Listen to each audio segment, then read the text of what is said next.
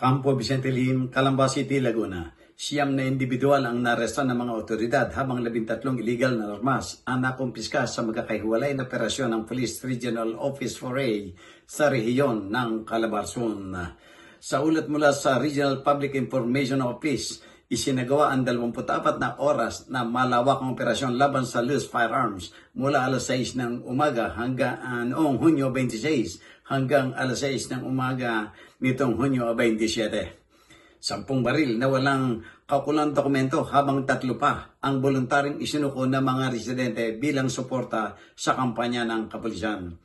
Ayon kay PRO4A Regional Director, Police Brigadier General Hansel Marantan, ang naturang hakbang ay bahagi ng pinagting na focus agenda ng Chief PNP upang mapigilan ang paggamit ng mga illegal na armas sa mga kriminal na gawain at mapanatili ang kapayapaan sa komunidad. Nabatid na dumaan sa masusing intelligence-driven operations at case build-up ang pagkakakilanlan ng mga suspect bago isinagawa ang mga pag-atake ng iba't ibang unit ng pulisya. Kasalukuyan ang nakadetine ang mga naresolong suspect at naharap sa kaukulang kaso dahil sa paglabas sa Comprehensive Firearms and Ammunition Regulation Act.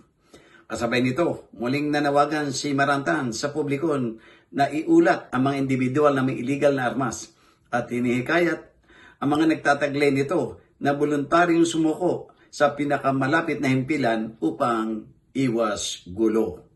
Para sa journalnews.com.ph, Jojo Cesar Magsumbol, People's Tonight.